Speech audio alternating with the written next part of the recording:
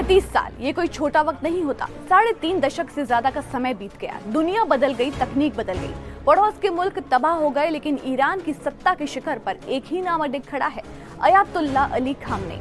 सवाल यह है कि आखिर खामनेई के पास वो कौन सी जादुई ताकत है।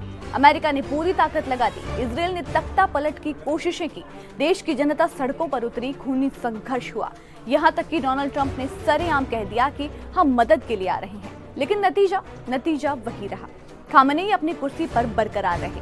आज हम डिकोड करेंगे उन 5 बड़े कारणों को जिसकी वजह से ईरान का ये सुप्रीम लीडर अजेय बना हुआ है। खामनेई की ताकत का पहला और सबसे बड़ा राज है पावर का जबरदस्त सेंट्रलाइजेशन, यानी कि सत्ता का केंद्रीकरण। 1989 में जब अयातुल्ला खुमैनी की मौत हुई तो खामनेई ने कमान संभाली। तब से लेकर के आज तक उन्होंने पूरे सिस्टम को अपने इशारों पर नचाया है। ईरान की न्यायपालिका यानी कि कोर्ट उनके हाथ में है।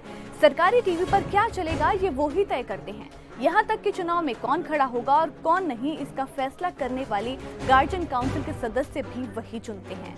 जब हर बड़ी संस्था आपके कंट्रोल में हो तो आपको कानूनी या फिर राजनीतिक रूप से चुनौती देना नामुमकिन हो जाता है। ईरान की रेगुलर आर्मी के अलावा वहाँ पर रिवॉल्यूशनरी गार्ड कॉर्प्स यानी कि IRGC और बसीज नाम की फोर्स है।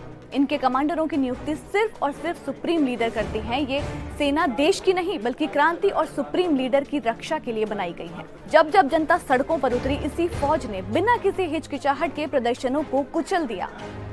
इनकी वफादारी ही खामनेई की सबसे बड़ी ढाल है। घेरा और 20% का फॉर्मूला, शासक वर्ग की अटूट वफादारी। ईरान में आर्थिक हालात खराब हुए, सैन्य मोर्चे पर नाकामी मिली, लेकिन खामनेई के करीबी अधिकारियों और मौलवियों ने कभी भी उनका साथ नहीं छोड़ा। हालिया विद्रोह के दौरान ईरान के राष्ट्रपति मसूद पज़ेश्कियान ने कहा कि वो प्रदर्शनकारियों की बात सुनेंगे, लेकिन उन्होंने एक बार भी सुप्रीम लीडर की आलोचना नहीं की। सत्ता के भीतर की एकजुटता ही विरोध की आग को बुझाने का काम करती है। न्यूयॉर्क टाइम्स की एक रिपोर्ट कहती है कि ईरान के 6 करोड़ से ज्यादा वोटर्स में से करीब 20% लोग ऐसे हैं जो खामनेई के कट्टर समर्थक हैं। भले ही आबादी का बड़ा हिस्सा उन्हें दमनकारी मानता हो, लेकिन ये 20% का वफादार बेस सरकार को टिकाए रखने के लिए काफी है। ये वो लोग हैं जो किसी भी हाल में शासन के साथ खड़े रहते हैं। और 5वां कारण है उनकी परसेप्शन वॉर। खामनेई ने एक बड़ा ही चालाकी भरा नैरेटिव सेट किया है। वो हर मुश्किल, हर विरोध और हर प्रतिबंध के लिए विदेशी दुश्मनों को जिम्मेदार ठहराते हैं। उन्होंने अपने वजूद को बचाए रखने को ही एक वैचारिक और धार्मिक जीत के रूप में पेश किया है। वो जनता को ये यकीन दिलाने में सफल रहे हैं कि अगर वो नहीं रहे तो इस्लामी मूल्य खत्म हो जाएंगे। कुल मिलाकर ईरान में विरोध प्रदर्शनों ने शासन को कमजोर तो किया है, लेकिन खामनेई ने सत्ता का ऐसा ढांचा तैयार किया है जिसे हिला पाना फिलहाल मुमकिन नहीं दिख रहा। ये लड़ाई सिस्टम बनाम जनता की है, जहां सिस्टम फिलहाल बहुत भारी पड़ रहा है।